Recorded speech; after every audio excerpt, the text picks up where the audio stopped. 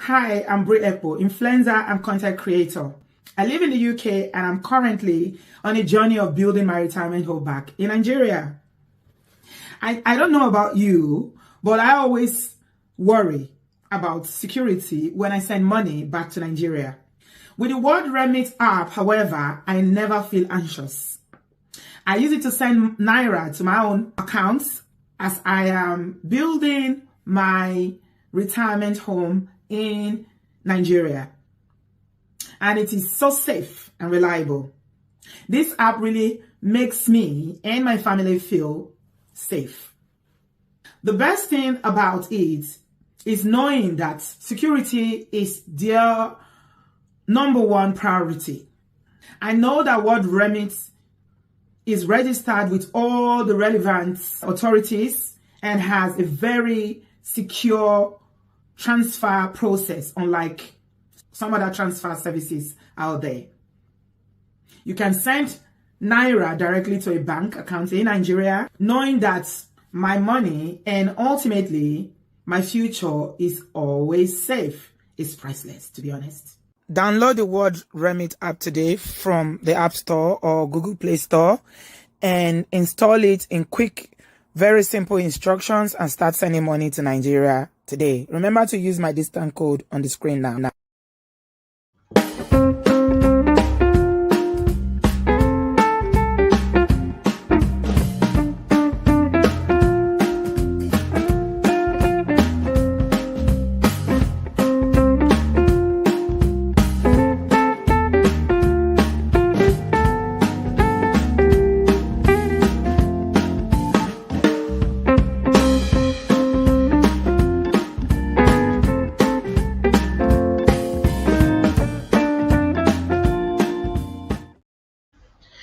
Hey guys, good evening. Welcome back to our channel. How's everyone doing? Happy Sunday. Happy Sunday. Good afternoon. Good evening. Welcome back. How's everyone doing? Achowe saluto. You can send money on World Remit to any bank account in Nigeria to other people. Julie, yeah. Send to other people. As long as the person has a bank account, yes, you can definitely put the money in their account. Use my discount code to get discount. Thanks to everybody that has been using the app. Some people already told me they got discounts from using it already. So thank you. Welcome everybody. I appreciate you. Thank you for joining tonight's stream. Please give us a thumbs up. Today is Sunday, the 5th of November, 2023. We thank the Lord God Almighty. And then thank you so much, everybody. I appreciate you for your time. Thank you for always kicking it with me here on my platform. All these conversations that we are having, both here and other social media platforms, are priceless. I do appreciate you all, my Obodo fam. If you've not given us a thumbs up, please do. If you've not shared the video, please do. And if you are still watching and you've not subscribed and you're getting value from our conversations here, whether you agree with some of our conversations or not, but you learned one thing or the other, please subscribe. Can you believe it's going to be December soon and we are still not at 100,000 subscribers? Obodo fam, can you believe that? We are still not. Oh my goodness. We can't even do 100,000 in how many years? Olagbara. Stella, can you do Naira to USD using the app? You have to try it and see. I'm not sure if you can do USD, but I know you can do Naira definitely. So download it and try and send and see if it'll give you the option to do USD too if you have a domiciliary account in Nigeria. Welcome everybody. Temiti, Bawoni, Lady G, Achowe Salute. God bless you. Thanks to all my members. You guys are very, very, very highly appreciated. Yes. Thank you. Today I have a guest and she's coming here to share. She's a young lady and she wants to share her story with us. And she wants to talk to us about, how sometimes, because of pressure or because you just want to marry or whatever, people are pressurized to marry even when there are red flags. So she said to me, her name is Susan. She's based in the US. She's originally from Liberia. She said to me that she called off the engagement, and tonight she wants to share with us why she decided to prioritize her own long term happiness, knowing that this marriage, you know how we talk about foundation all the time? We talk about foundation quite a lot here, that if you are marrying the wrong person, if the foundation is not right, no matter what you do, you're not likely to succeed. We talked about standards as well. So she want to share with us, Susan is going to share with us tonight why she called off her engagement. Uh, Thank you, everybody. Give us a thumbs up. Help me to share on Twitter, the link, please. I cannot be on all social media. I'm trying. So since you're on Twitter, help me to share it. Thank you. So as usual, when we have people who are here to share their story, remember how we treat our guests. We treat them with the utmost respect, and we do not judge them. We encourage and support them because they are here on their own volition, and it's not easy bringing yourself to a social media space like this. So please, even if you don't agree with whatever she's saying or it's her story, try not to judge. I block and delete people who come for my guests. I'm very, very protective of my guests because we want people to keep coming, because this is how other people will learn. The story is not just for Susan alone tonight, even though she's the one that is telling the story. It's going to be helping a lot of young people who are out there, you know, and they are conflicted, thinking, should I go ahead? Should I just marry? Or is this marriage going to be shaggy for me? So please let us welcome Susan and be kind with our comments. Thank you so much, everybody. So, Miss Susan, if you are ready, we are ready for you. Please unmute yourself and welcome to tonight's stream. All right. Hello. Hi. Can you hear me? Yes, my dear, but you need to speak a little bit louder to the mic. Okay. How's That's this? that's better. Thank Okay. you. Yeah. All Well, right. So so much for coming. thank you for having me. All right. How you feeling? I'm good. I'm excited. I was nervous, but I'm excited to do this at the same time. Okay, there's nothing to be nervous about. It's just like having a chat, you know? We Yeah. are more like a podcast now where we're just talking. It's just that we're not seeing one another, but it's just a chat. So I want you Yeah. to feel at home and just know that your story is going to help a lot of people out there today. So thank you very much for taking the courage to come forward. All right. You want me to Uh, start now? yes, start whenever Okay. you're ready. Yeah. All right. So, hi everybody. I hope everybody's having a good Sunday today. So, okay, I'm gonna start out my story. It started basically during COVID. So, few days after my 28th birthday in March, COVID, like the quarantine aspect of COVID, happened, and so I mean, everybody was like the world shut down, everybody was home, and all of that. So, me personally, I've never naturally been a person that was like marriage obsessed or anything like that, but I could sense the anxiety building up in my mom because, as her firstborn daughter and an African lady, I'm sure she started getting a little anxious about me approaching like 30 with no prospects of marriage. But because we deal with things in my family in such a passive aggressive manner, she didn't vocalize anything with pressure like, oh, get married, get married. She kind of like went behind me and sought out somebody for me. So that's how I got introduced to this my ex fiance. And so the connection is like a family connection because our grandparents were friends. We're from like the same tribe in Liberia and that kind of thing. Like my mom knew his dad and aunt growing up. So they kind of got reconnected because my mom left Liberia way before the war started. So she lost contact with so many people she grew up with and they kind of got reconnected during that time. So we were introduced and we started talking during COVID. So I'm really big on accountability, by the way. So throughout this narration, I do intend on saying where I feel like my mistakes were too. So the Right. first mistake I'm going to start with is this whole family connection relationship. I've never done it before this Hmm. guy, and I Yeah. honestly do not really recommend it for us, most especially as Africans or any culture that is too like about the collective, because we don't have healthy boundaries as it is when it comes to family, that when you put relationship and everything in it, like you're going to run into problems.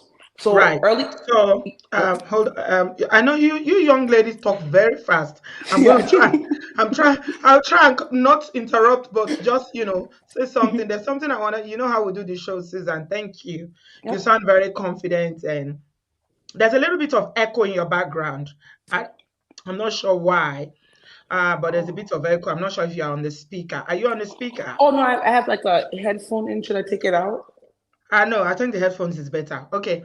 So I Okay. wanted to just bring out something there. You said that your family they don't the way they address things is different from other conventional methods. So is it like you were getting to be your mom saw that you were 28 and no marriage in sight and decided Hmm. to take the laws into her hands to introduce you by Hmm. connecting you to somebody who is family, from family friends and things like that. Yeah? Yep. Okay, carry on. Yep. So, as I was saying, for me, like I personally, on my end, that's like probably my first mistake. But even though I brought it up to him because I told him I'm like, this is not how I normally do relationship. But for him, he had been having relationship after relationship, the same family connection. So he was like, oh no, this is okay. Like this is how it's done. Like maybe because you were born in the States, you don't understand like these are normal African culture stuff.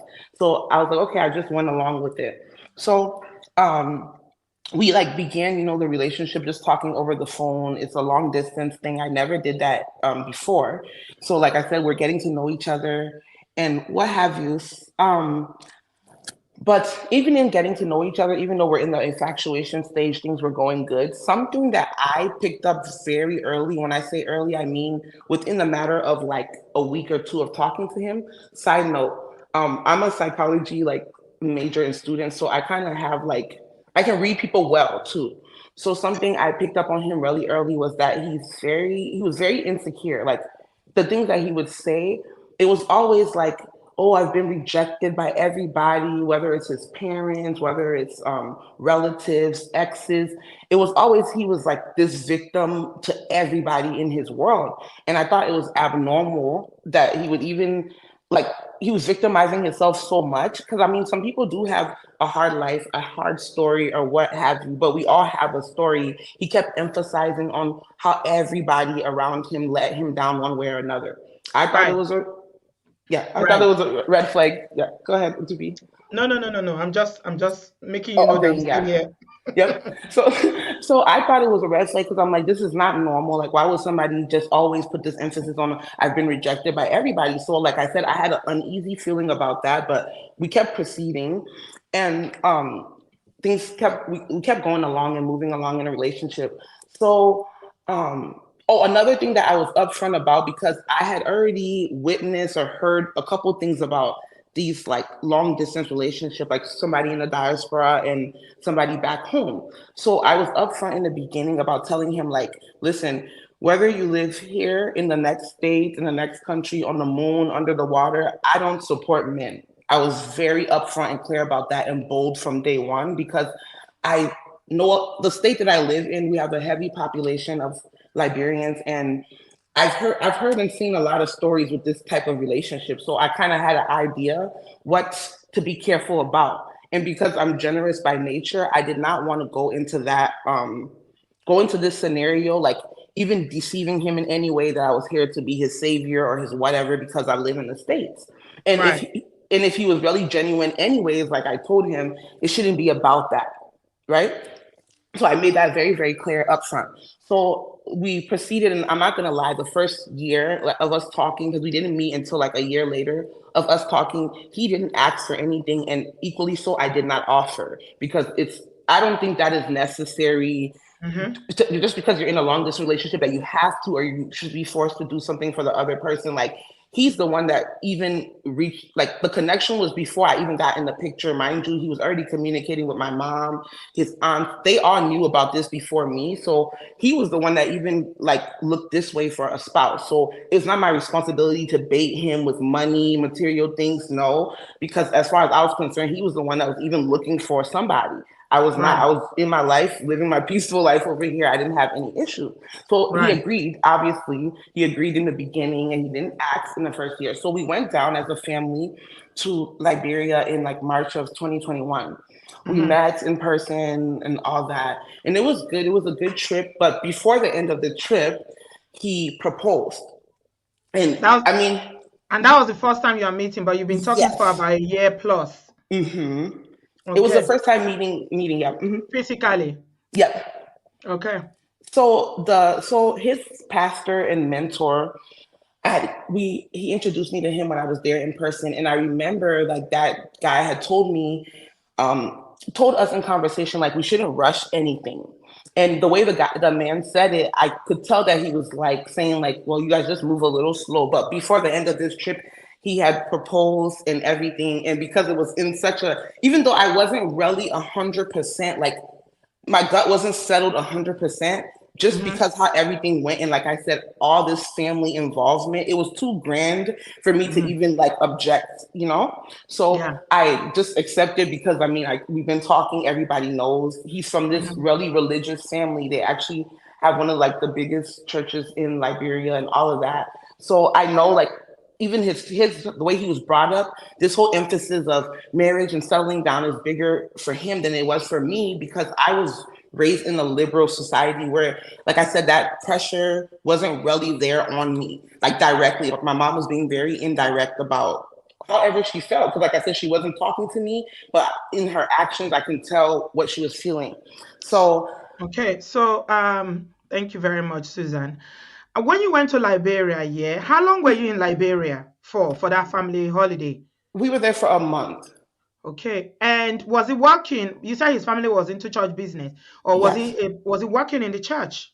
He was working in the church, and the church has a school, so he was working there too, but wasn't making much. And he had just started during Hmm. the year that we're talking. He had a job. One of his uncle had his agriculture business, and he was working for his uncle because he has a degree in agriculture. But it wasn't like it was not much pay, but he had something going on for himself. Yeah. I don't know why your story sounds so familiar. There's another young lady that has come here to share a story Yes, here. that's what made me even want to tell this story. Is her? I'm scratching my head. I'm like, it's almost like Yes, the same thing. The yes. family was into church as well. Hmm. And she was in the US and went to Liberia to meet him as well. So you Yes. listened to that story, right? Yes, and that's what made me even like get in contact with Ah, you. Hmm. I know I'm not going crazy. Thank you. Yep. Okay. I was like, oh, I've heard this story before, but it sounds different, but it sounds the same. Anyway, thanks for clarifying that for me. Yeah, we had someone here a while ago who had Yep. almost exactly the same story. But I think she married the guy. She didn't call off the engagement. Or I Oh, can't remember. okay. Did she marry him?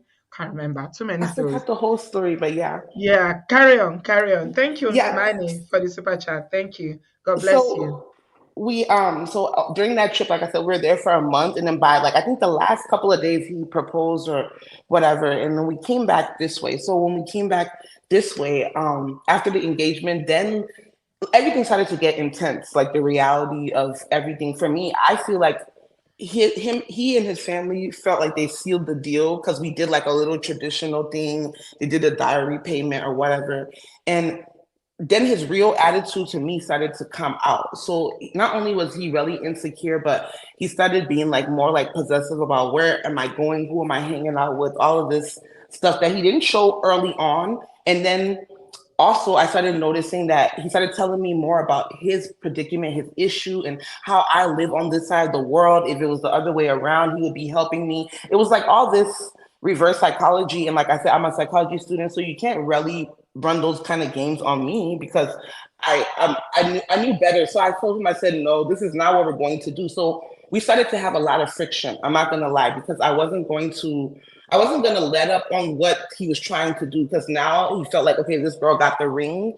She should, because most people my age, the way a lot of females act about this whole desperation for marriage, I feel like a lot of young guys in this my same age group, like my peers, they feel like a lot of us are just that desperate. So, like I said, his attitude, everything changed. We started having a lot more friction, but I talked to like my sister. I have a sister that I'm very close to. We talked about it and everything. And she's like, well, maybe this is just how things is. You guys are just going through a rough patch. You're getting to know each other. You can't just call it quits because of like little things here and there. Even though I wasn't really going in detail to tell my sister like the real details of everything that was happening because he was kind of emotionally like abusive and stuff like that. Like he started doing little, it starts slowly, but it gets there. Give So us, Susan, thank you, yeah. my dear. Give us some example. You said that he started showing some controlling behavior, and Mhm, you've used that word insecure a couple of times. mhm. Just give me some practical examples of some of the things that happened that indicated that he was insecure or he was trying to be controlling, even though you're thousands of miles away. If you can remember, just give us some Okay, examples. I'll give you an example. So one time I have like a really, really good, like my best friend, we were having like a girls' night, like a little sleepover type of deal, right? And that's normal for us here. I don't know how, whatever he was thinking. So I told him, like, okay, I was on my way to this girl's house. I got there. We were there. I wasn't really responding to his text message because obviously I was catching up to her. So by the time I got back to my phone, I told him, I was like, oh, hey, I'm with my friend. Remember, I told you I was going to come over here and spend some time with her. And he's like, oh, I don't believe you. Put your camera on. So I thought that that was strange. But just because I wasn't hiding anything, I put my camera on. But because she was in like some comfortable like lounge clothes because we're having like a girls' night. We got off the phone. He texted me this long text saying that if am I involved in lesbianism and all these this crazy allegations, all because of, like the kind of like, attire she was wearing, I guess. But I told him I couldn't believe that he was even saying that because the simple fact that this is like my friend from high school He's and we're never just had, he's never heard of sleepover before. I don't know if he's never done sleepover where he's from, but like, yeah, he just started accusing me of like lesbianism and stuff, and that was very shocking. Like, that was like the first thing that was very shocking. And then the fact that we're on two different time zones, certain times you're just not going to be available to even talk when the person contacts you. He would get upset, like it would turn into a big like drama. Then he would bring it back to, well, all my exes cheated on me. Well, that's not my issue, nor is it my problem. And I Mm-hmm. didn't give you any reason to Mm-hmm. not trust me because Mm-hmm. before I met him on TV, I was very clear too. I had a really bad breakup in 2017, and I was celibate from 2017 until I met him. That was like Right. 3, 4 years. So I told him I'm a very like girl that's well disciplined and trained, but because he came from this overly religious background, and I'm Mm-hmm. an honest person, I believe in transparency. So I didn't come from the same upbringing as him. I actually came from a more like loose background where people just were free to live the way they live, and Yeah. so he would and even those things that I was telling him like in the time we're getting to know each other, he was only building it up to like use it against me later on in a relationship because he would even use my family's like wayward or like this compared to this because of his background, but not that they were better than us. They were better at So pretending. right. So these are religious people, and yours was like kind of secular family, Yes. not so much into the religiosity. And Yep. so because of that, he thought because you are not religious, you don't have the same moral standards like him, Yep. right? hmm Okay, now let me ask you this. When you were in Liberia for your family holiday, was there hmm kerewa? Was there Um, kerewa with him? it was Because you after. say he's into church and all that. Yes, So it was after the engagement and like the dowry payment. Yes. Then he said, okay, okay. it was okay. But because his uncle owns like this big church, right? But his uncle and the wife had already advised him, he and I, that we should just continue until after like an actual formal wedding. We should Mhm. remain, we shouldn't do that.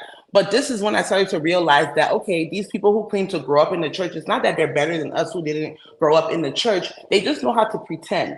Because that's Right. when he started showing me that he actually lies to this uncle and the wife all the time. And he does what he wants to do anyway, like any other young person. So that's when he said, Yeah. well, it's okay. We can do Yeah. now because we did the dowry payment and what Mhm. have you. So before I left, yeah, we did.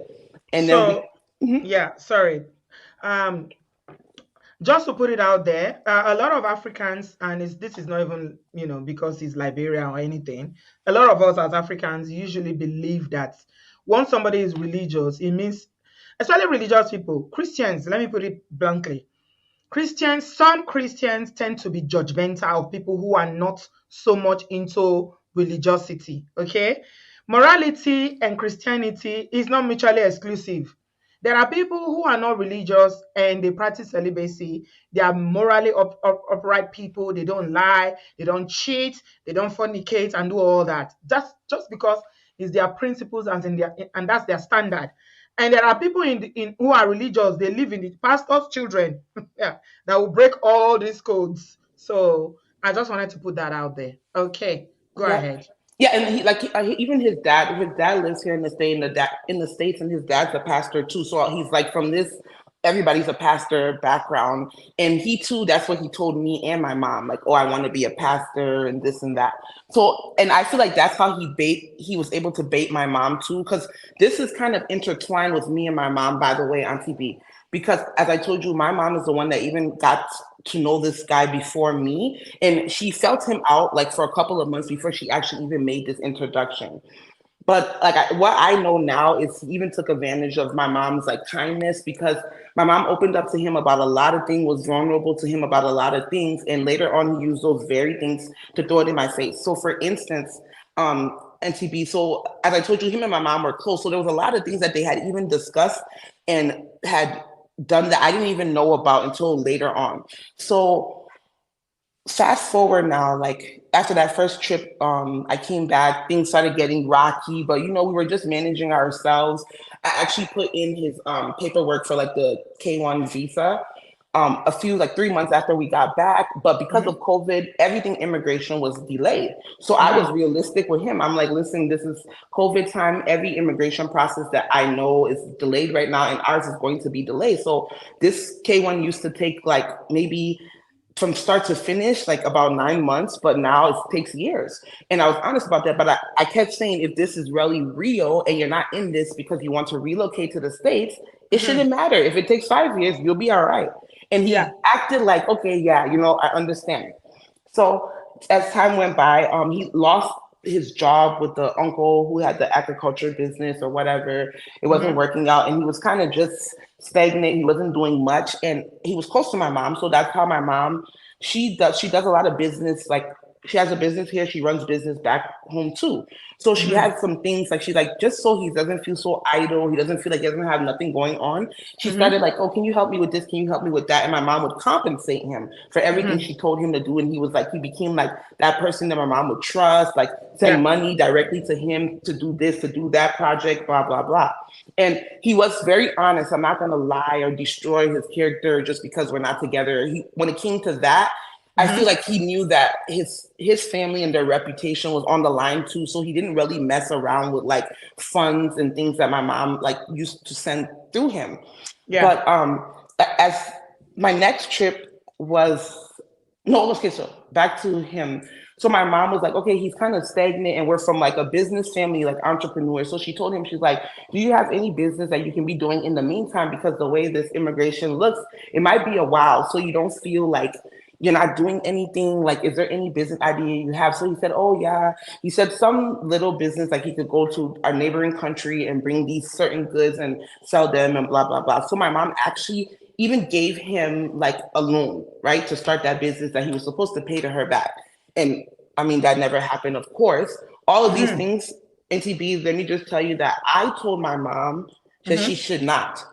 Because mhm, if I started my relationship and I got in it and I was very clear about me mhm, not overdoing for this guy, my mom mhm, was not supposed to go behind me and still mhm. try to do for him. Did Because she for tell me, you?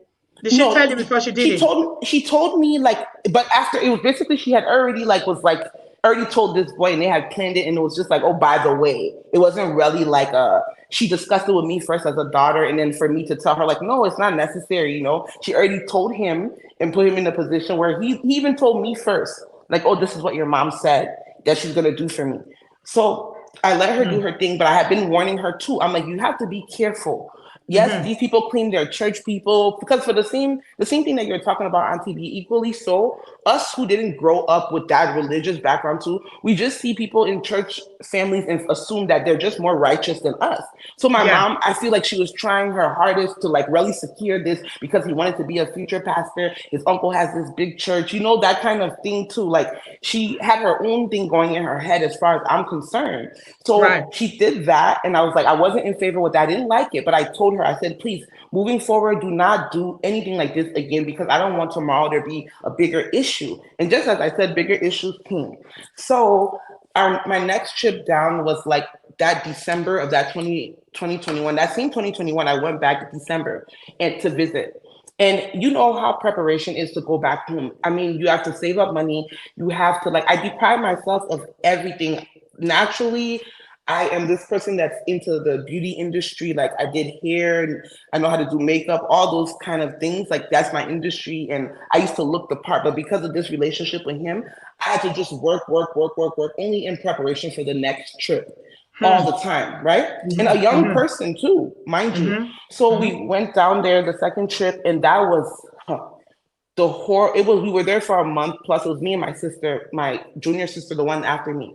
We went down there for a month plus, and that was the most horrible. Like I got my real, like this is who this guy really is. So we were there.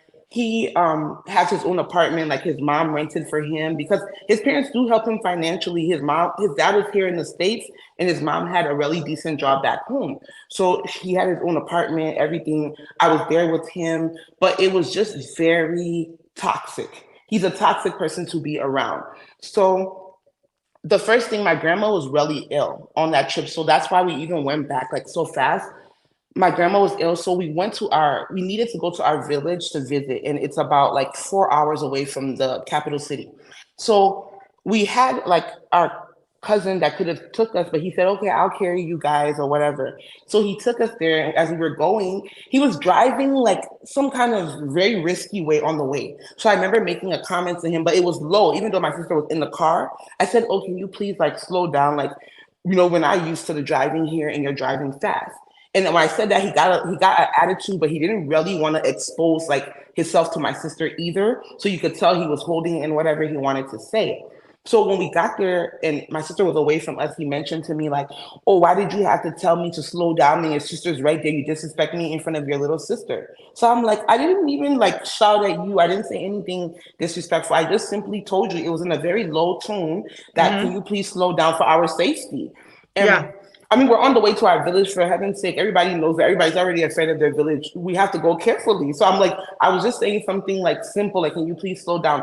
And he's like, I don't like that. I don't like when you do that. You made me look small in front of her. He had this pride issue to major, very prideful individual. And I'm the opposite of that, very, very humble. So a lot of the things that he would even make a big deal about, I'll be like, but what's wrong with this guy? Like, and he's supposed to be the man in the scenario. Sometimes I felt like he wanted me to pamper him as if he was even the woman and I was the man. And and at a certain point, I started doing that because as a woman too, I started thinking like, oh, maybe this is, I don't want to ruin this. You know, I don't want to mess this up. Maybe it's me, or maybe I don't know how to be like a real African wife or whatever those type of things are.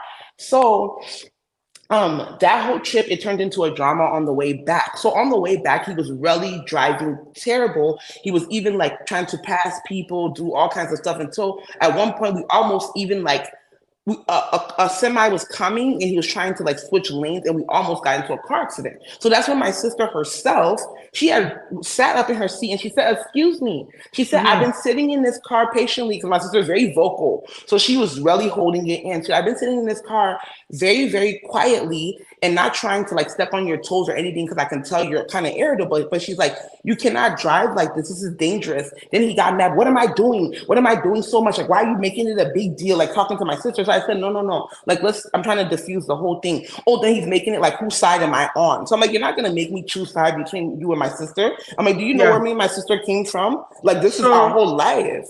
so what I'm getting from this trip alone that you went to go and see your grandma in the village is that he doesn't take feedback well.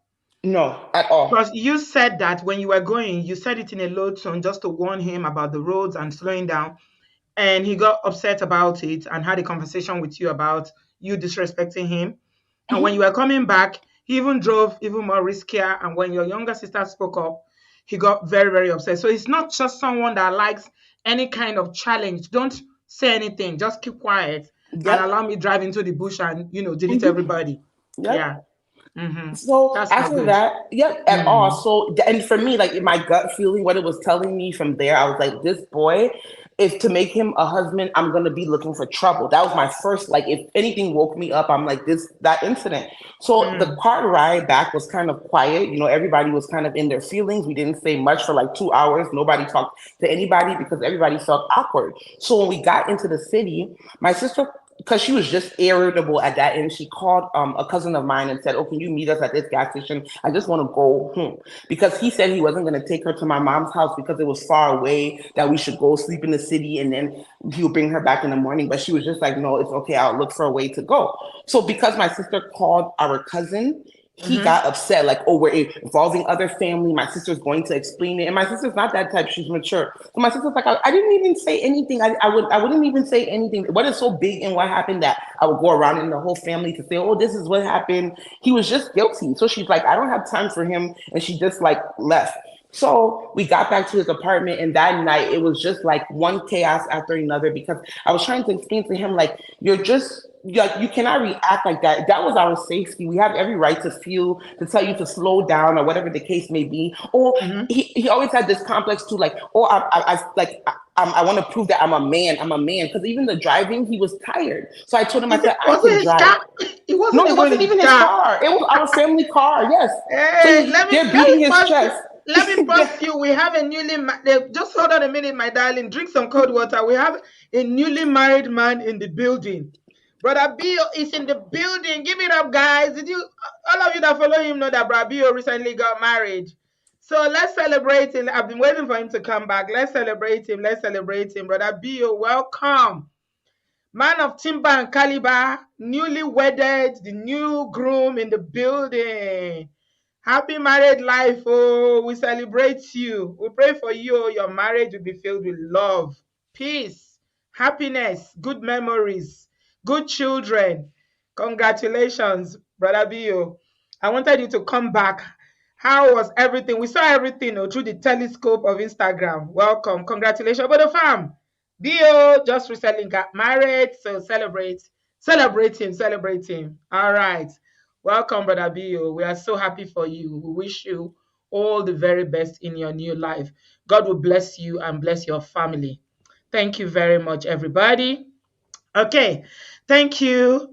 Susan, sorry about that. No, We no just needed problem. to celebrate one of us that just got married. I'm sure you know Brother Yes, Bio. I know. I know him. Congrats, by Okay. the way. He got married last weekend. Okay. All right, carry on, my brother, my darling. How continue? So All when right. So that like, incident happened, mhm. well, how did you feel? And were you at this point? Were you thinking, okay, am I making the right choice? Is this guy does he have anger issues? Yes. What were your thoughts at that I point? really started to get, like, obviously I started to get very like nervous. I started getting anxious about, wow, like, what have I put myself in at this point? So as I said, that night there was a lot of tension. We went back and forth because I was really trying to prove my point about, and then he too, like you said, he doesn't like to take any feedback. So he really was standing strong on who he didn't do anything, what's the big deal, blah, blah, blah, and this and that. So he was like, so on that trip, mind you, we were between his place and my mom's place because my mom's place it was more conducive. Like, I don't know how to explain it. So we were like kind of back and forth, right? Yeah. So after that incident, because of what happened with him and my sister, do you know, he told me that if I really truly love him, that I should go to my mom's house, bring all my stuff to his place until the end of the trip. And matter of fact, he would take my mom's car back to the house. He don't want anything from my mom or her people. He started this whole thing. And I thought he was just talking that night. So I'm just like, like, let me just leave this boy alone and sleep it off. And then by the next morning, I'm telling you, this boy got dressed, put on his clothes, that we should go to my mom's house, collect what things I brought, drop the car off, this and that. And I thought he was joking until we started to go. We got there, as he said, and I was just like, okay. Like I said, I didn't want to start any drama or make it bigger than what it was. So I was just like, okay, cool. I'm just going to listen. I came here to visit him, right? I'm not going to make it a big deal. I took a couple of things. I didn't take all my stuff. I wasn't going to take all my stuff. That wasn't necessary. But he dropped the car off. When he did, my mom's sister that's taking care of like our family home, she called my mom in the States and told my mom like, oh, he dropped the car off and then they took public transportation. They went back to where he stays, but I don't know what's really going on. So that's why my mom called me to like kind of inquire. Mind Mm. you, my sister had never mentioned anything to my mom. So she Right. called me to inquire, and I was just telling her, like, oh, we just had like a little thing that happened on our way back to the city, and I don't know why this boy is reacting like that. So my mom kind of did, she was kind of like, But because she also has like this soft spot for him, she didn't really want to like say anything much. She's like, okay, it's not a big deal, whatever. She's like, I can tell he has this strong spirit of pride, but it is what it is at this point. So okay, we're running kind of like on time now, so I'm just gonna try to like fast forward to like another main point and what led us to the actual end.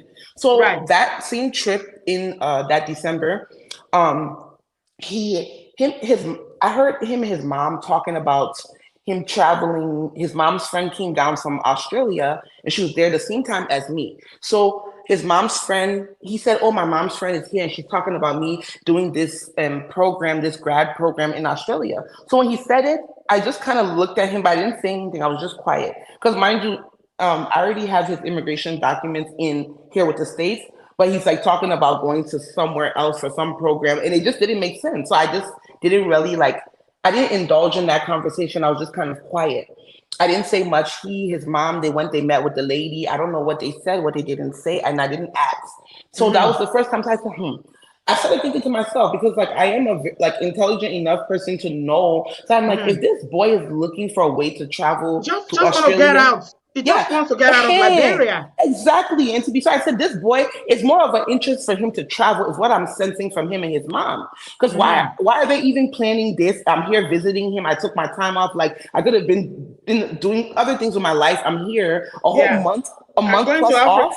Yeah, from it work, costs it's a a lot of lot. money to buy Yes, tickets when you could have gone to Cancun and and a have a good great time. vacation. Yes. Yeah. So I'm like, what's wrong with these people? But I kept it to myself. The only person that I was like kind of telling like some of the details to was like the guy that he introduced me to, the pastor, and he's his mentor. So that's the only person I could really confide in because I didn't really want to drag my family too much into it. So that's how the pastor was like, don't play them any mind. Just, just act like you don't see them. So that's how we kind of left that alone.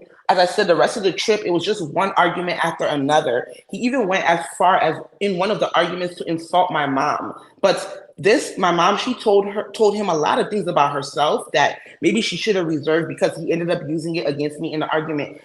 And my mom didn't do anything to him because of all that was going on. All my mom wanted to do was talk to his mom to see how we could like work through the thing that happened with his sister and all of us. So, well, my sister and him. And because my mom said, can you have your mom call me? That's all she said in TB. He said who my mom thinks she is because she's in America. She thinks that she can summon his mom. Why would she tell him that? So I'm like, what's the big deal? Who your mom thinks she is? At the end of the day, all she did in that America was because my mom has a home care business that she's been running for almost my entire life, almost 25, 30, almost, I don't know how many years exactly, but more than 25 years in this business. And she told him that she's like, I didn't have the privilege of going to school. When I came here, I was busy taking care of my relatives on the refugee camp because the war had happened shortly after my mom migrated here. So she spent like the first decade of her life taking care of her family and bringing them over. She didn't Yeah. really go to school, but she's an entrepreneur and she's done very well for herself, Mm-hmm. for her business. So he used that against my mom, saying that all she's doing in America is cleaning poop. And Mm. I got livid. I'm not gonna lie. I like to talk my own truth. And TB, that was the day that me too, I like showed him like I have my own of anger problem too. And we got into this big thing. I even Right. called his mom. I told his mom came, she talked between us. Oh, she started begging me, please don't tell your mom. Don't, and mind you, my mom has Yeah. poured into him so far. So she was really like, oh, don't tell your mom, don't tell your mom. I didn't tell my mom. This is the first time I've even spoken publicly and said this, like what happened that night there. So So so your mom made some mistakes there, right? yes. It Hmm. seems like maybe because they are religious, she thought, okay, he's going to be a pastor. I Yes. can talk to him about my issues. No, mothers shouldn't do that. If you have any burden in your heart that you feel like you need to talk to somebody, go talk to your own pastor. If you have a pastor, go to therapy. Hmm. Because you don't go talking to a potential son-in-law. Because again, I shared a video recently where I talked about things that you should never tell a man you are dating. I'm not sure if you saw that video Yes, in I saw program. that. Hmm. Yeah. One of them is all this stuff, family trauma. Don't tell him. It's none of his business. Mhm. Everybody has their own family each that is in the family. So I think maybe because your mom felt comfortable with him, and she was already thinking, oh, after all, he's going to be a member of my family. Now he's marrying my daughter. I can tell Mhm. him things that happened to me. No, that's a no, no, no, no, no. So, and I know I mean, because he said things about your mom, that will even upset you the more, Yes. because this is your mom we're talking about. Come on now. Mhm. Mhm. Yeah. So Yeah. it turned into this entire thing. His mom came, whatever. That night, she like kind of calmed the situation down. But in my mind, like there's just certain boundaries you do not cross with me. You don't talk about my mom, and that's like the number one. So I Yeah. was already in the back of my mind. I'm like, this lady's just talking to herself and her son because I already know, like, if her son's capable of doing this tomorrow, he would insult me. If my mom, my good mom, if he can say this tomorrow, he will say worse about me. So I I was like just the like, way yeah.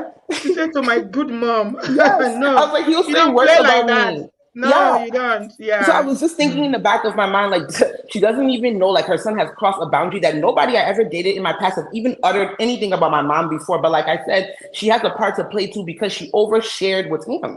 So that's how I was like, I just let that go. But in the back of my mind, like I said, I was already thinking, like, no, no, no, this is not the biggest red flag of them all. I really need to be careful moving forward with these people. So that was kind of towards the end of that trip, and then we were on our way back. So a couple of days later, he and his mom show up with a gold chain set necklace, a gift for me going back home. Like that's the most lavish gift like they got me the whole time I was there. But I knew she did that because she was trying to cover her son's tracks. She didn't want me to go back to the They States and want you be to like, cancel. They want to cancel the application. yes, exactly. So They she's need like, to go. sweeten you up to make sure Yes. you bring her son to America. Yeah, so she got me this gold chain set and everything, and I'm like, okay, whatever, because I'm not materialistic at all. I was born where I had like a lot of the privilege of being born in the first world. You don't take those things to be a big deal. So I was just Exactly. like, even though they got me this gold chain set, so what? So we got back here on this side, and I had already knew I was like, there's something not right about this whole situation. So then I started to pray. I started to say, God, like you need to expose anything about this guy. I'm somebody that has a very pure heart in the way I deal with people. So anything that needs to be exposed about this guy or whoever, please like expose it this year. So that was like 2022 now, I think. So Mhm. that whole year we were having, it was just rocky, one thing after another. He's so emotionally, like he doesn't know how to balance his emotions, nothing. He would just lash out on me because he's upset that his uncle told him something or his dad told him something that he doesn't like and all kinds of stuff. So I'm like, what kind of thing is this? So I was just like, it's getting out of hand. So there's So no emotional maturity. at all, at all. Okay. All So then right. he started getting very anxious because, as I said, this immigration process is moving It's taking slow and long. slow. Yes. So then next thing you know, he starts saying, "Well, I really need to work on my master's. I need to get my master's. So I'm going to look for a school to do my master's." So his dad and I, we're actually were close throughout the whole thing more than his mom. So his dad had talked to me about this whole him doing his master's back home. His dad said, I'm not even feeding into that because it doesn't make sense. Why would he do a master's over there when he's intending to come over here to live? So he's like, I'm not paying attention to him. So he was getting Can he upset pay for because it? Can he afford to pay for the master's no, he program? wanted his mom and dad to pay for it, and that's where his dad was saying no. But his mom, she's a big enabler, like she's one of his biggest problems. So Yeah. she between her and her family members, one of his cousins was studying in Rwanda, which is East Africa, we're West Africa. Next thing you know, this boy tells me, "Oh, I'm going to Rwanda to do my program." Like just like how me and you are talking right now, he said it like just as casual as this. So then I Yeah. said, "Oh, okay." So I didn't say anything because there's certain things I know his personality. Before he gets emotional, start shouting on me for no reason, ruin my day for nothing. I just learned to like kind of tune him out. So I just like, okay, if that's what you're going to do, I didn't say anything because he should have common sense enough to know that you have immigration pending here, but you want to Hmm. go to a different African country. What if those people contact us and say that, okay, you have to set up your interview? Who's going to get you back to Liberia, spend $800 to fly you back to Liberia? I don't have time for that. I'm not going to do that. So I'm just like, I'm just going to let him do what he wants to do because he's always beating his chest. Oh, I want to be a man. I want to prove that I'm a man, blah, blah, blah. So, um, so that's how next thing you know, Hmm. within a matter of like 2 weeks, his mom found a way, got him to Rwanda, figured out how to pay for the whole thing. His dad was against it. His dad's family people, everybody was against it. She was the only one doing it for him. So Hmm. he on his way. a couple of days before he leaves for Rwanda, he calls my mom because, mind you, I told you this boy had been doing like a lot of running around for my mom and stuff like that, getting compensated in so many ways. So he told my mom, "Oh, I'm traveling to Rwanda for school." And like my mom was like, "What?" Because she was caught off guard. Because she's like, "Oh, I didn't even know that you're planning on doing that." So then he's like, "Yeah." So then my mom said, "Okay, well, before you leave, can you please like return like the car, like certain things that he had that was like major things for my mom? Can you return it back to my sister at the house?" Because my mom said that, that boy hung up the phone and called me and started insulting me.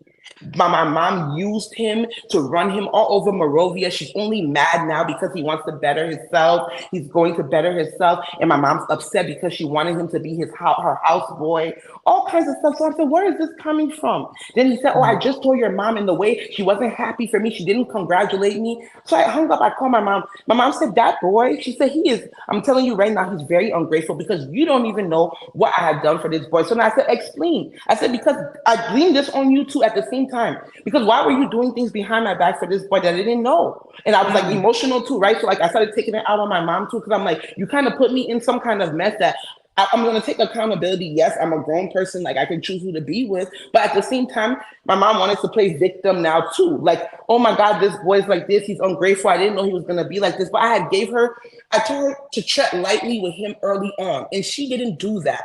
So for me, she messed up on her own part. So anything he had to tell her at this point, she better just swallow it, right? So I just Right. told her, I'm like, it is what it is. I'm like, you did this. So he went to Rwanda. He was there the first like month. We barely even talked, anything like that. His mom was the one that was calling me. Mind you, my mom was really good to his mom too. She even owes my mom a lot of goods that she took, she never paid for, nothing like that. Yes, all kinds of stuff. So his Chidima said only him is going to Australia. yes, He's going all to these US. places. Mhm. He's going to Rwanda. Only him. Yes. Mhm.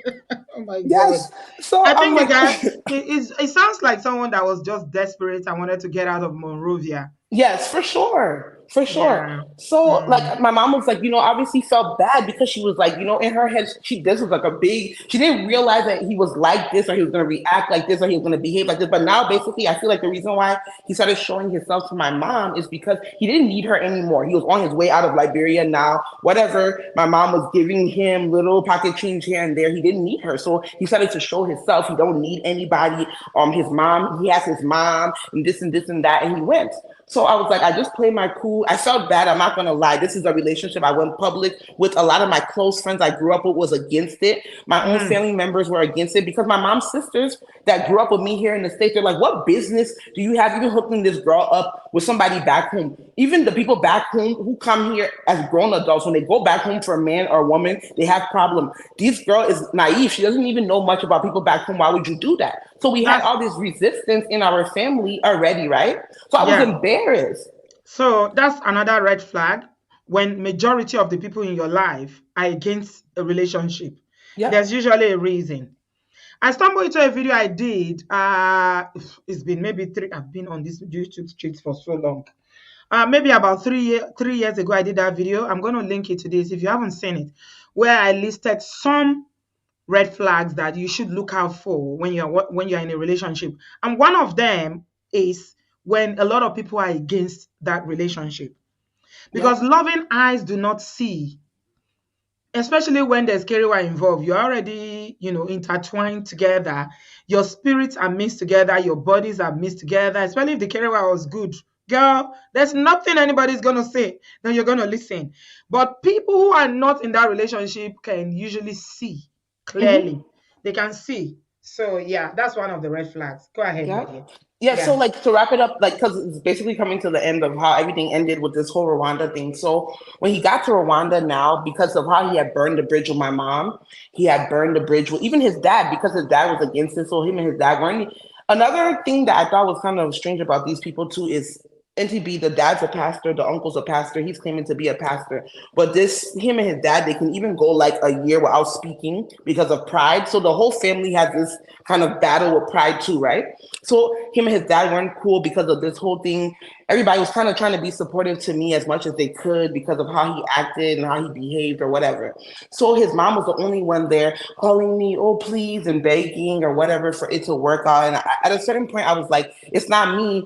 He kind of cut away from me too at a certain point when he got to Rwanda because he tried me 2 times when he was in Rwanda to ask me for financial assistance.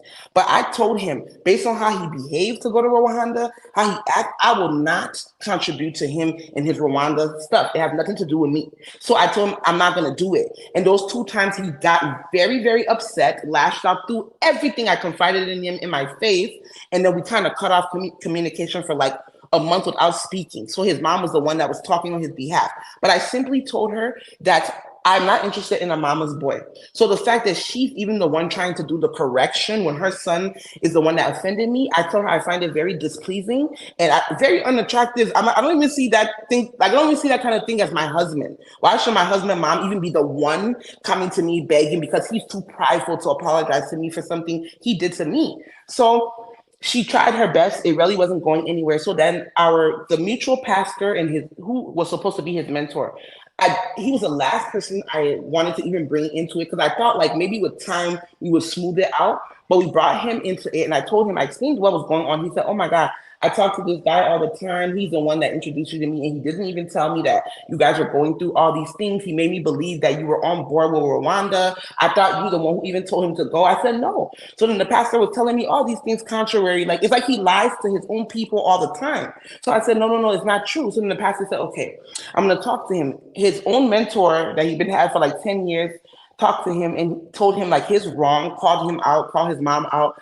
He got mad and cut away from that guy. To this day, they're not speak. He doesn't speak to that man for no reason because the man Mm. wanted to hold him accountable and he didn't want Right. to be held accountable. So long story short, that's kind of how it ended. It just ended because even that pastor came back to me. He said, "Look, I would never advise you to marry a guy like that." He said somebody that doesn't want to take accountability, somebody that's doing everything to favor themselves, he's only looking out for himself. He's like, it would be a great mistake. So he's like, just kind of let it go. And that's how like with time everything kind of just withered away and I just let it go. But he's been going around. I mean, we know we're all Liberian and we hear things that he said talking about my mom, talking about me, saying that we don't know how to keep men in our family, just all these gaslighting things because he wants me to react so bad and I just don't have time. But the moral of all of this is that I just really wanted to share this because I could have made a great mistake. He could have came into this country and Yeah. he would have made my life. He would have isolated me from my family. I could already tell like certain things that was gonna happen, Yeah. and it just I don't want other young people my age to feel like this pressure or I'm approaching 30, especially the females. I'm approaching 30. I need to settle down. I see all the red flags because I know too many young girls that have Hmm. put themselves in marriages that are really killing them behind the scenes. Right. So I just had to share this story with you guys. Thank you so much, Susan. Really, really appreciate you. Thank you for your courage. By the way, where is he now? Is he still in? Where is that place he went to again? Rwanda. Rwanda. Is he still there? He was there of recent, but then I heard recently that he actually got a visa to go to Australia anyways. Whatever Wow. him what so it's like they were already planning this NTB as far as I'm concerned because the fact that he's en route to go to Australia anyways, I feel like when that his mom's friend came down, they were already planning like just in case it doesn't work with this girl kind of thing, you know? So that's Yeah. what I heard. Yeah. What I was just thinking again is that, God works in very mysterious ways. Sometimes you don't know, but the hand of God is always in our lives, whether you know it or not. You see, if not for COVID, maybe the papers you filed for him would have you'd have processed it more faster. Yep. And by the time you are realizing all these character flaws and everything, it would have been in the US already, married and all that. And it will still have not, I mean, the marriage will still not work Yep. if he had come to the US.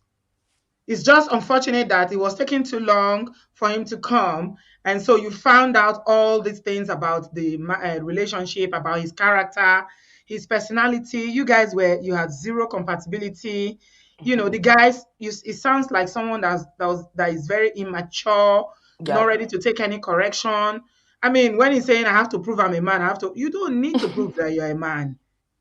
You are a man already. I've never Hmm. seen, you know, It was like an obsession. He used to say that thing almost every day. Like it Yeah. was crazy. That yeah, that's to tell you the kind of person that he is. He doesn't know. He feels like he needs to reaffirm who he is because he doesn't already know who he is. Hmm. And that's why for him to be saying, I need to show I'm a man, I need to show I'm a man, that's to tell you that his definition of manhood is already flawed Yeah. because he thinks manhood means someone who is able to lord over people, somebody that should not be challenged. Somebody, I think it was Pastor Shola that put something. Pastor Shola always puts funny, funny things on his Instagram. So I saw a post there yesterday that he said he posted it, and people just sent him this random post that he posted. And the lady said, Pastor Shola, please, I don't know what respect means to some men. My husband said I never respect him. So I asked him, what do you mean if you say I don't respect you? What is respect to you? And the ladies who sent the post said, my husband said, if you know you want to respect me, whatever I say, just take it. Don't argue with me. Don't say anything. Anything I say, just take it. Say yes, sir. So I put in the comment section, I said, even Alexia and Siri used to argue with you.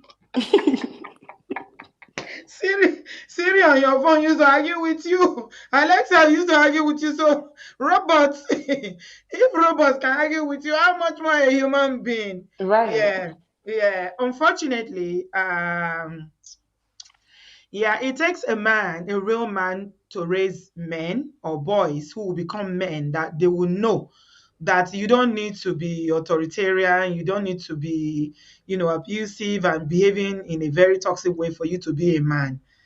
You are born a man. Yeah. You are born a man and you are a man. You are a king. You just need to know that. But unfortunately, some people don't know that. So, and that's why, I don't know, some of you are following the news already know. One Kenya girl was spy in the US. Oh. Another woman in Nigeria was spy just today and yesterday. These are men who wants to be men. They feel like the way I can be a man is for me to, put my hands on another human being. Just shut up when I'm talking. And some people are so skewed in their thinking that they need a robot. They need something that is put together that you just say, sit down. Because even dogs say that is a pet. It's not all the time that you can give them instruction they will follow. Sometimes they will not follow.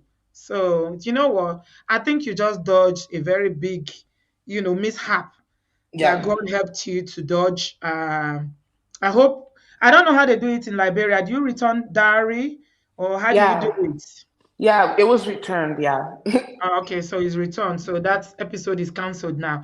And Yeah. then he went on his smear campaign to be saying things about your family. Yeah, like yeah, just all kinds of horrible stuff. And my mom did what most his own aunts. He has aunts, uncles that live in this country that they have never like even went out their way in the way my mom did. But it's just to show that, like I said, everything I felt in the beginning, my mom Mhm. should have just.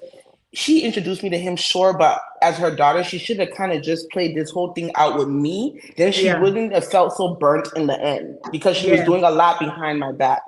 Yeah. So Hmm. how did she take it? How did your mom take all this now when the thing She finally collapsed? she felt bad. She felt bad, even though like his dad and like some of his relatives like tried to like reassure us and said like, oh, I mean, you guys did that. Like some of his family started to come forth after everything ended. They started confessing. They started saying like, to be honest, we were just watching you guys, but this boy even insults his own mom. Like when he gets ready, when he don't get his way, he acts like a child, and she enables him. And like a lot of people in his family actually came forth and told my mom like we know the red flags, but as family members, when somebody comes from America, you cannot go.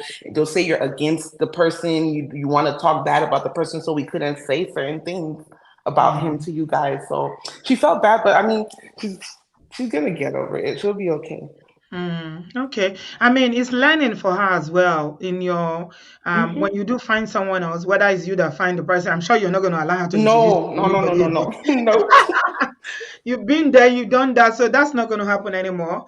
In the no. future, she needs to learn healthy boundaries, Hmm. and not, be so involved. I know she's, as mothers, she wants the best for you. She wants you to be married. She wants you to be happy. But what's important is that it's not just marrying, but marrying well. Hmm. marrying somebody that, you complete that person, the person will complete you, you'll be happy in the marriage. And, it's not going to be a marriage that every day is going to be problems. Yeah.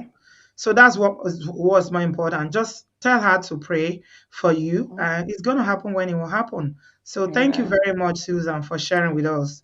Thank you for I think having me. yeah, you're the second person that is sharing with us about going to Liberia now. And I think before I brought you on, we're having this conversation about, the other person too, the other young lady who shared. Her story is almost similar to yours because it's uncanny, the similarity, because the man too, the boy was from a religious background and all that. And I was saying to you before the live started that I had this thing and you confirmed it. A lot of boys a lot of men in Liberia are suffering from PTSD. That's what I heard. That Yep. because of what happened in Liberia with the Ecomog, Charles Taylor, and all that, the war that happened in Liberia, a lot of men suffer. I think it's the same thing for a lot of men from South Africa as well. And that is why you see you know, that there's a lot going on there in terms of, masculinity, men, boys growing up to be men who are, they've been through a lot of trauma that's unaddressed. A lot of them also have undiagnosed mental and emotional illness and problems. Do you Yep. understand? Yeah. A lot of them, some of them may have lost their fathers during the war and all that. So all that trauma doesn't go away overnight. Yep. It takes a whole generation for people to heal. So you guys out there, be careful when you are going to find people back home. Please be very, very careful. There are a lot of broken people in the society today, especially if they feel like they are not doing well. Yeah. So guys, be very, very careful. Somebody said that even the women suffer from PTSD as well. They Yep. drive through the city. But the thing about women is that women mostly will find solution. Women will go to church. Women will they'll talk. We'll talk it out. You know, they'll talk to other people. They'll get help. But men don't talk, and that's a problem. If you don't get help, you can't get healed. So you guys, I'm just throwing that out so that you will know and be careful out there. Please, my advice to you, Susan, stick to the US. Just Yes. stick to the US, Canada, developed the Yes, West. places. Stick to the Yeah. West. Yeah.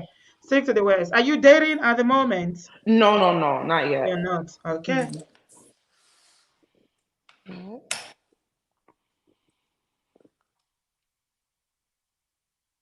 Hello?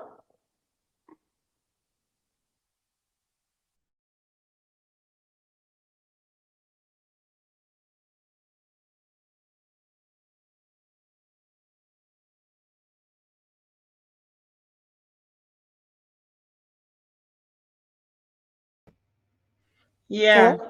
Hi. Yeah. Sorry. I don't know what happened. I touched something, it just threw me off this studio. Yeah. So thank you so much, Susan. We'll take some calls now. We'll All speak. right. Okay. Take care of yourself and thanks for sharing. All right. I wish Thank you you so the much, very Auntie best. V. Yeah. Thank you, my darling. God bless you. You And it will too. send you your own, the one that will make you happy, the one that will fulfill you, the one that you build together. It will be a loving relationship. And may I add this before you go, please Yes, don't limit your options to only black men or that's African true. men. I'm Please so happy you said that because I just had don't. like prayed about that and that's what God was telling me. Yeah, So keep I'm your options happy. open. You can't live in a country where predominantly the people are not your color and you say, oh, I only want a man from this place. No, keep your options open, please. Yeah. Yes. And I pray that God will help you. Thank you, my darling. Thank you so much, Auntie V. All right, take care. Okay, I'm taking calls now. And the latest groom in town is in the studio. Brother Bill, welcome. Auntie B, Welcome, oh, I greet you. I married greet you man Bill. specially. Even your voice don't change, oh, yeah. The Yes, so married man voice don't you don't different, not be the same Abi, again. no be the same again, oh. Eh, You go back get marriage fever first after 3 days. wow, pẹ̀lẹ́. Thank you very much. First of all, Congratulations. let me give a Mm. shout out to my Obodo family. All those that have sent in their good wishes, prayers, the few that I have also on. Instagram. Thank you all very much. I truly appreciate everything, your prayers, your support, and everything. Una too much. Obodoyibo, una too much. Thank you very much. Thank you very much. Yeah. So, concerning this topic, I just make a statement or two. Hopefully, our sister is listening.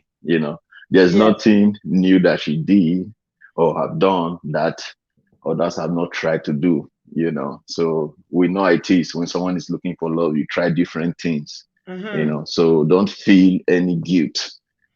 Sometimes you try this, try that until the one that God has for you will come. Yeah. So it's a normal thing. It's very difficult out there.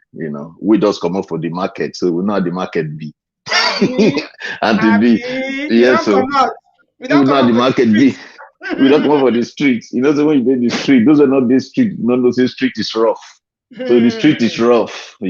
So whatever happened to her is what you will see in the street. In the street, people don't want to tell you. Anybody that is in the street, sometimes if they share their story for you, you will laugh and say, shit, how did this pretty girl or how did this pretty guy go through all this? So that is what the street is all about, you know. So that's the first statement. Then the second statement is just follow what Auntie B said. That is 100% a line. Your priority must be within your location, your environment. It should be your number one priority. In very rare cases, you'll be lucky enough to find somebody from different location, not because it's not possible, but because it's very difficult even to know somebody you are living close by, talk less of someone you are living far away from. So there are so many people out there. How many can we name? Just recently I know of somebody who this is someone put that comment there and I just laughed. This immigration process have saved a lot of people. you know, the US delay immigration process have saved a lot of people. I have I think two or three persons that I know. I mean female Mhm. friends Yeah. that So the that tried. character will come out because they are Yes, waiting now. they are Mm-hmm. waiting for paper. Mm-hmm. So waiting the process to come out. Mm-hmm. So yes, there was one chef, she flew every time to go meet the guy in different country, buy ticket for the guy from Nigeria, meeting the guy, meeting all these small countries around because she's Nigerian, but she didn't like to just go to Nigeria. So she just buy those tickets where the guy can just come, like South Mm-hmm. Africa, close by, all those kind of places. So but at the end of the day, because of the delay, that was where she was able to see that she had made the biggest mistake of her life. So if the paper had just come out immediately, it would have been too late. So she had to withdraw the application. Yeah. Okay. Yeah. So yes, and another one said she was even pregnant for the guy before she don't chop belly food before she even realized say this one Wow. I'm go pack. Wow. So yes, This long distance relationship, they fear me, Obi. You know, say I know they Auntie B, encourage her. I don't like yes, her. Because, yes, like you said, it's person way near hmm, you self to know you am is never hard. know and No finish possible. talk less of Person person where where they say they ah, the risk is it, too much. the risk is too much. Not like it's not possible, but the Mm, risk. Ah, mm. that one be Especially like if kalo na kalo, not woman. kalo kalo love. Especially if na woman they bring man. That one Yes. it gets hmm as it be. See this one now where they won't help now. Even your own destiny helper, no boy said for her. She was his destiny helper. But still yet pride won't kill him. You know, understand? You know? Somebody who they will tell something in confidence at the end of the day is using it against the mom and the family, from the little Mm, ahead, and mm, was still also not humble for the destiny helper. So mm. God now make and reveal himself. Yeah. It's even better when people reveal themselves like that before it becomes too late. Because in this place, once you don't put for the person don't come. You not get say again because Hey. if it was come to the worst, even Mm, man now na chop vow pass. You get one what they call vow now, violence mm. against Eh, this thing. Now and man then can't chop am. Now man chop am pass woman now. and they go make the person life hell. Now be the thing, the Yes, disruption. yes, Right. That time you come the wish say you single again. Say God, who send yes, me? Who send yes, me? yes. Even for the government line, say for the paper where they tell you now. Now you sign for that person to come. So the person go make sure say spoil your reputation in presence of the documentation, finally, even if you decide to remove hand when don't come here now wahala. Every wahala, not go work. So that is why it's a very big risk. It's a very big risk. In fact, I always encourage women, if you want to take that route, if you can, just go where the person they go do 2-3 years for there before you file for them. If you can, no. Do you understand, Auntie B? But You how you know. go possible? Our lifestyle for here now with work and everything. Some people get house, they pay mortgage. Yeah, How I you want agree. to That's go why I to said. That's why I say Africa? it's not really possible. But what I'm saying, if you can, the risk is worth it. That's what I'm Yeah, trying to say. Do you yeah. understand? Rather than Even changing the 1 year, sir. situation. Mhm. People not fit pretend or Eh, 1 year, it- sir. it- You go see yes, the now. person. You will see Uh-uh. am well. Yes. I know person will don't go there, go sit down with the person now. Now you sit down when you did there, they did there for months. So after 1 year, get the first this thing, come here, born, you go back again, stay small before finally, So it's still not easy because money were involved for this matter, Auntie B. To do distance, it costs 10 times than physical. I don't know. People they try. Oh, if I was It, single, I can never do it. I don't it's even so like. expensive, I don't oh. even like long. I never liked it. Long It's distance so dating. expensive. Mm, You should need to buy tickets. You need to go there. Either mm, way, mm, sometimes you go even go there. Most of all these guys when they try to even marry said now one finger they take stand and they don't even get one leg for ground. You understand? mm, You go come mm. reach there. Some of them you go able to pay rent for them. Until there, our women they suffer. Oh, if I they tell you this thing, you no go understand. Don't say now women be my friend past men. That's why they tell you. They hear the stories. Now women be my friends, so that's why they tell you Auntie B. I know they Mm, joke. Oh, mm, some go don't reach out. You go when you hear what they don't do for the guy. You mm, get one what he do for the guy when he tell me he don't already know say the guy now go pack. Oh, but to mm, even scatter the thing alone, the money where she go lose, and then she dey think no be the marriage again. mm. Auntie Wow. B. Women are Auntie this B. expensive. This That's marriage what I'm business. saying now. Mm. You go buy ticket, go there. You go when they travel, they go. Now so you go they say they come from abroad. You go see buy t-shirt, follow body. I be no. You think say you go just go there. You say you go buy t-shirt, follow You body. go buy t-shirt now. You go buy Mm, t-shirt, go buy shoe. mm, You go buy wristwatch. You go buy small thing. When they still no say okay, the guy where they friend they come. When mm. you go come see reach there, now anyone go eat now you go they pay because now you bring dollar. You don't understand? 99% of the time. I don't advise any woman to go look for That's love the truth abroad. now. That's how it I don't be, advise them. Mm-mm. because any man they were capable before. When you don't need to do all these things for, he ain't go do the travel by himself before. That is Mm, the truth.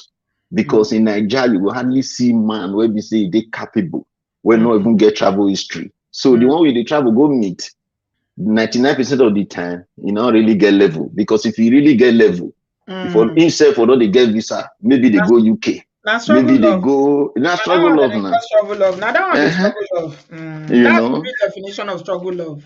it's so expensive. You go so expensive, you go spend the money at the end of the day. So we'll just keep praying for them. Thank you. I just calling to say thank you basically anyway. All right. Thank All you. right. Thank you, Enjoy Abby. the rest of your day. Happy Sunday. Happy Sunday. Oh, salute our wife. Oh. Sure, she's here. Take care. Bye. All right. Uh-huh. Bye. Bye bye. Okay. That's what I be. Oh, newly wedded, still in the honeymoon phase, enjoying his marriage. By the grace of God, he will continue to enjoy it in Jesus' name. Okay. Mbasi, welcome. How are you? I'm good, oh Queen B. Listen, Queen B, for we where they low key crush on BO then go married. Hey, hey, God help See, me. see confession. See confession. Mrs. Bio don't We, snatch, you don't snatch Bio come out for all of now that they crush. Bio is no longer in oh, the market. It's married. hey, Happily congratulations. Oh. married though. Me, I have to pack myself, go look somewhere else now. You Hey, better look hmm. somewhere else. Oh. Hey, congratulations, BO. May God bless your union. Amen. So it's like this is. I mean, it's common story, like the story of most of us, of our lives, and what we have to do. But I commend Susan for even as young as she is, and she was able to pick on those behaviors and characters, and God was on her side. You know what I mean? Because at the end of the day, I'm so glad that she didn't have kids with this guy, because that is the main thing. Yes, Like yes. somebody was saying that if you are dealing with a man, first of all, protect your heart, protect your womb, protect your money. You see, those three things is what we need to teach ourselves and teach our children. Like any relationship that you are into, and the man, because here's the thing, this man go past, they can't help it.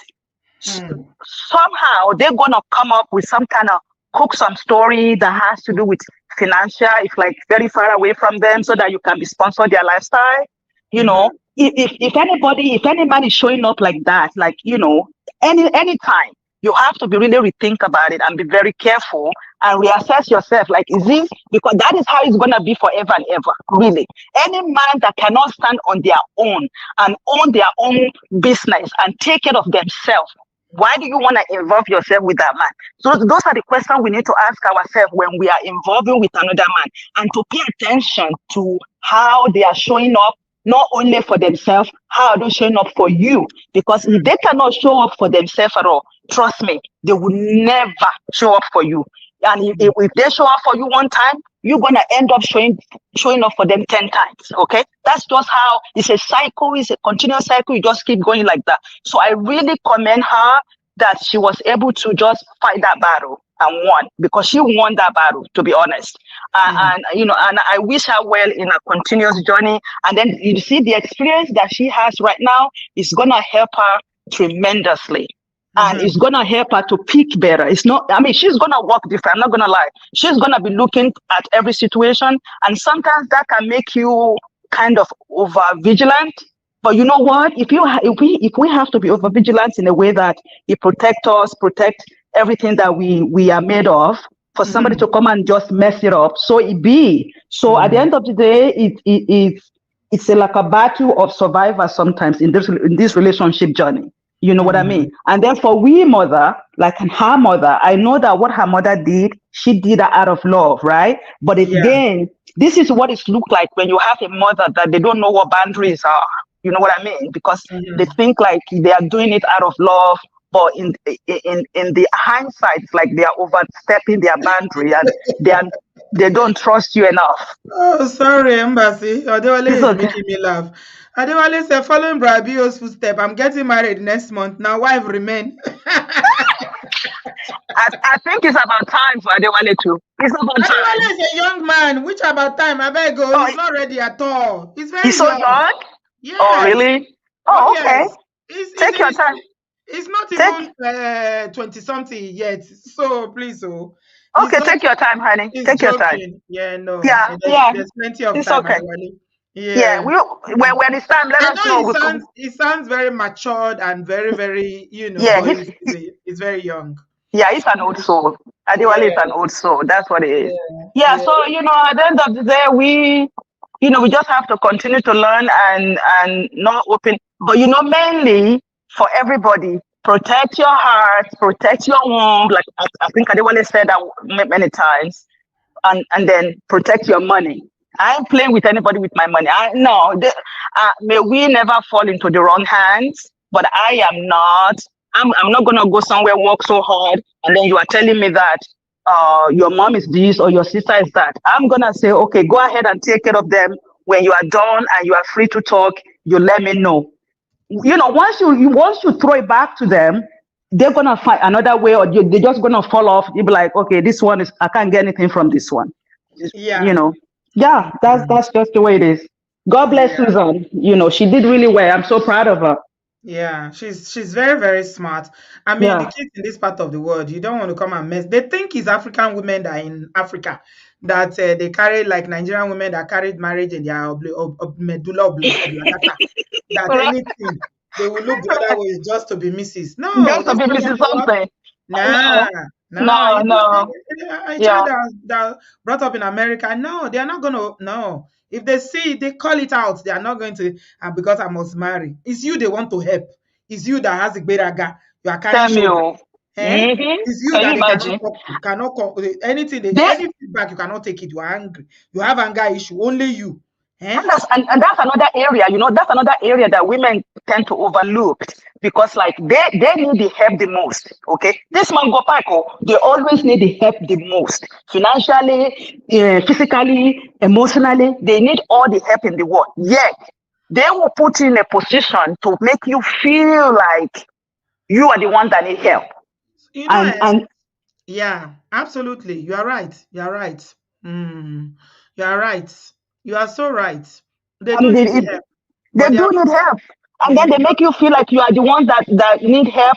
Everything that they're experiencing, everything that they're feeling, all the inadequacy about them, they're gonna wrap it up and put a bow on it and put it on your head. And then yeah, if you yourself, you don't know yourself that much, you're gonna carry that as a bag of honor. You are trying to save a life. If you wanna save a life, honey, go to motherless home. If you wanna save a life, go rescue somebody on the street. That's how you save a life. This man go pack men, women, they are like they are suckers. They will suck you until you dry. That's mm. just it's ridiculous. God help us all. It is ridiculous.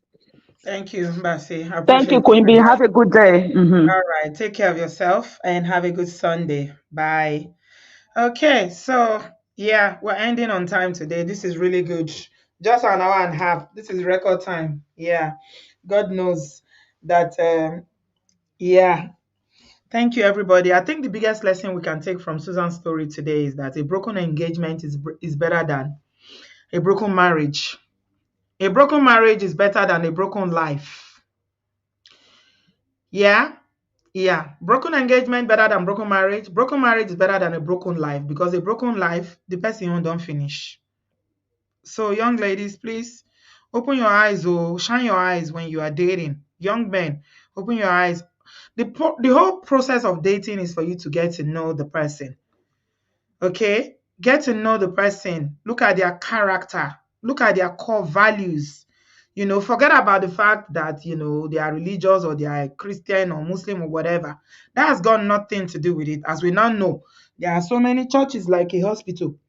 These are people that are calling themselves pastor. This is one training to be a pastor. Just imagine the kind of church this one is going to run. He has a lot of development. He has a lot of growing up to do. Beware of people with anger issues, people who cannot take feedback. Anything you tell them is always a fight. Even when you say it respectfully, those are the kind of people that will say, the only way you can respect me is for you not to talk back. How do you want another human being not to talk back? I don't understand it. 2-year-olds say you talk. If they don't know how to form their words, yet they are already trying to talk back at you. Much more a grown human being. Trained, went to school, they are working, they earn money. You just want them to become dummy when you're talking to them. I don't know. I don't know. I don't understand it. But anyway, that's the whole point of dating. And I'm so glad that Susan was able to escape and dodged. It's better to be alive, healthy. As you are going to see in the story I'm sharing with you on Tuesday, 2 women, they've gone now.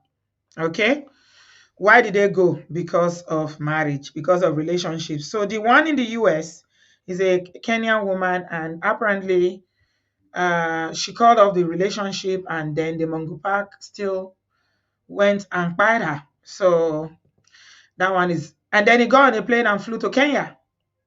Yeah, a lot of people, a lot of the my Kenya followers sent it to me and said, Auntie B, you got to talk about it, you got to talk about it. So I've set it up.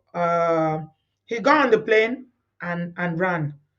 But you know that kind of a thing. You know the US now. You can't run. Where are you running to? Where are you going? Oh, they will find you. They will come to Kenya and extradite you and bring you back to the US and you answer. You will answer to it. So you're not going anywhere. You can't go nowhere. Bolundo. Oh, Lila nowhere. Oh. Young lady, a nurse. She's a nurse. Can you imagine? Too many people. Too many people. I don't even know. To be honest, yeah. Oh, this story is there. I'm tired. And what I keep asking myself every day, I say, when is it going to stop? When is this going to stop? Is it ever going to stop? Is this thing going to ever end? When are we going to see a stop to this? Look at this. When are we going to see a stop? Well, of course, the other one is the Nigerian woman that her own. There's a whole record of DV involved. And as usual, because of what people will say, society in Nigeria, I cannot leave my husband who will marry me now after 3 children. I can't leave my children. I can't take my children. I can't go to my father's house. All those plenty BS narrative Nigerian women like to narrate. She stayed. And the man was putting his hands on her almost on a daily basis. My people. Young girl, look at her. Very, very pretty girl. 6 months old baby. Only 6 months. I'll be 7 months old. Every day, they will take her to hospital. She will come back. I even heard that at a point, one of the neighbors couldn't take it anymore. The neighbor called the mother and said, why are you not coming to take your daughter? They are going to buy your daughter here. They said the man will put on music. He will hide the music very well so that it will be very, very loud so that they will not hear. The neighbors will not hear. The mother called her. She said she's not going anywhere. And the mother too left her there. This one is even a double tragedy because according to the story, when they found out that she had died, the father heard the news, had a heart attack and died. When I say that DV ruins lives, do you see what I mean now? Yeah. And another woman will be reading this thing now. They are still in the same situation, going through the same thing, and they will still stay there and be saying, let me just manage till my children will grow up. Let me manage and have all my children in one place. I don't want to have my children in two places. Ṣebí ilé ọkọ, ilé ìyá ni, ilé ẹ̀kan ni. So everybody they manage their own. She no wake up, he manage. 7 months old baby. They say the baby has been crying. There's no food they gave the baby will take. The baby started running temperature. I don't know how that baby is going to survive. 7 months old. I don't tire, my people. We have a lot of work to do in that society called Nigeria. Why is it that our men, some of them, a whole lot of them are so angry? Why? Somebody that you claim to love, why would you put your hands on them? I don't know. I don't know. As a society, we'll look at the story, we'll read it, we'll see it, and we'll look the other way. And there is a Ministry of Women Affairs in that country. There is a Minister of Health in that country. We look away. Every year, stories upon stories of women's life being deleted. Now, wow, my people, Osumio, I can't lie, I'm tired. It's too bad. It's too much. B, we are ending now. You're just coming. You left the studio earlier on. Do you want to say something? Yes, I would love to say something. All right, can you say it quickly, please? I'm about to end. Well, first of all, I just want to congratulate Susan for having the courage to walk away from this. I must travel out of Liberia, Mongo Park. For some of us, we did not have the courage to walk away, and for me, it's really costing me greatly. I'm now a single mother of four, and I'm basically doing it alone. And the struggle of going to court just to get this Mungo Park to support his children is very draining. We're just being in court almost every month. We're going back and forth, and it's not easy. And as of now, I'm even afraid for my life because there's a EPO in place that he's not supposed to come close to where I am. I have moved to a new address. I thought he's not going to find out my address, but due to him wanting to know where I live, he has found out my address, and he will sometimes tell our 3 children that he does not plan to come and take my life and stuff like that. And it Why, makes me why, why, how did you find out your address? because he has a Nigerian lawyer that is helping him here to basically lie, because how the court system work, whatever you file, that's what the judge going to look at. So his lawyer has stated to the judge that all his criminal charges has been dropped. So So he, so he I think your story, if right. you feel like you are at risk, So he then got some parenting rights. So this parenting right he got, he the school now send my address because he has access now for as parenting right. So he now know my address through my children's school. why didn't you tell the school not to send your address to him? I That there did. is an order in place. Of course I did. So there's two order. There's a protection order in place and there's a parenting order in place.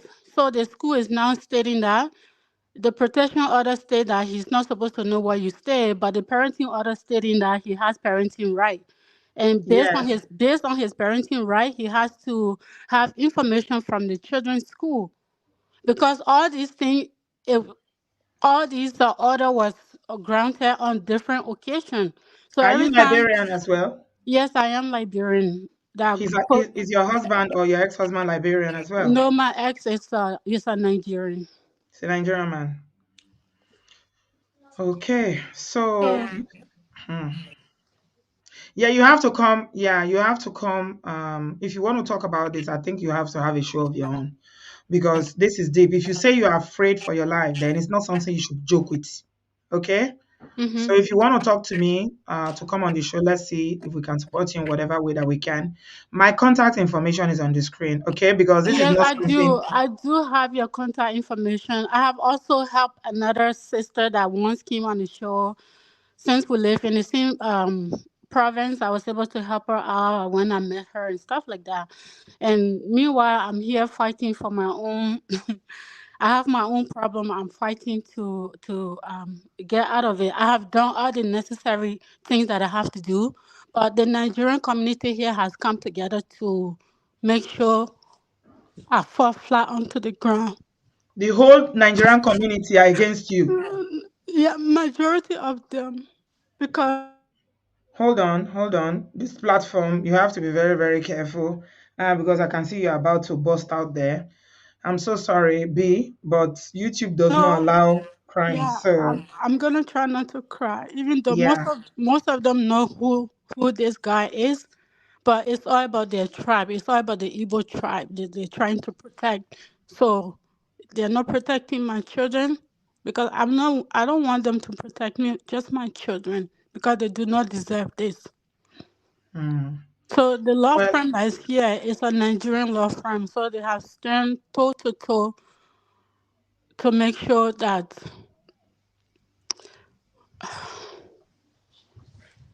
I'm trying not to cry.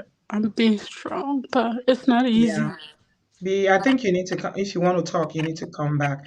You need help. You are keeping quiet, or I don't know, because I don't even know what to ask you now because No, I'm not keeping quiet. I'm doing everything that's necessary to be done. But his Nigerian lawyer will make sure she just come with lie every time every time we're in front of the judge.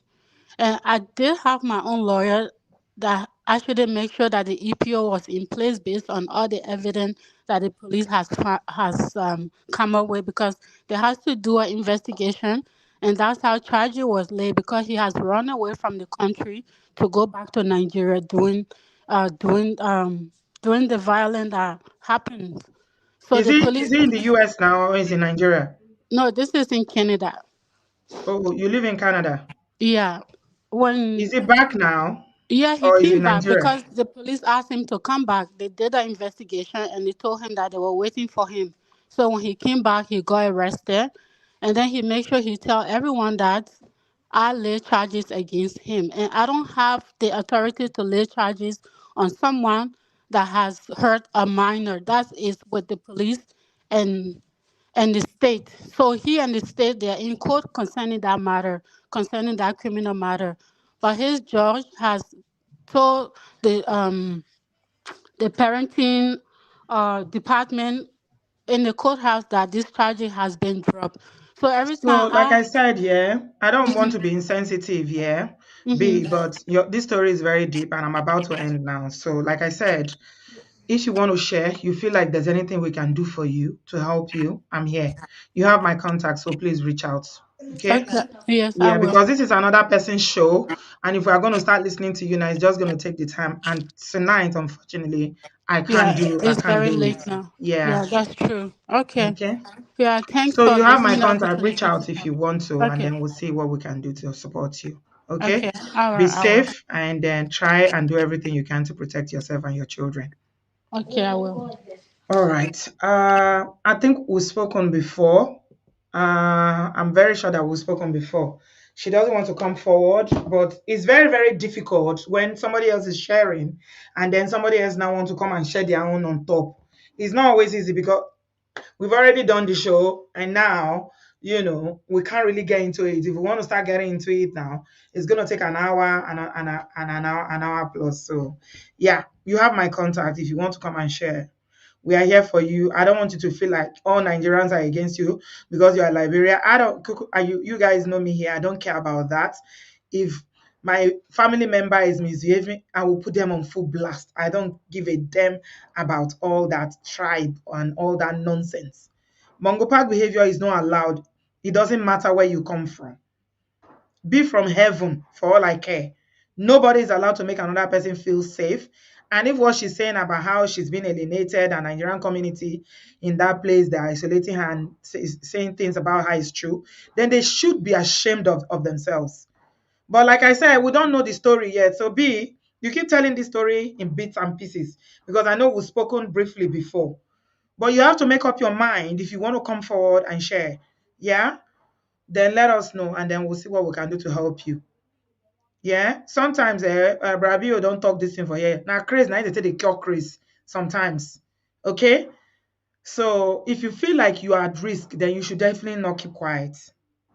All right, there's no zero tolerance for it here. So I hope you will come back. All right, thank you very much, everybody, for watching. Please give us a thumbs up. I appreciate you guys, and I will see you on Tuesday evening. Right? I'll see you on Tuesday evening. Thank you very much. I appreciate you. Have a lovely evening. Have a lovely afternoon. God bless. Thank you. Rabio, happy married life. Oh, God bless your new home. In Jesus' name.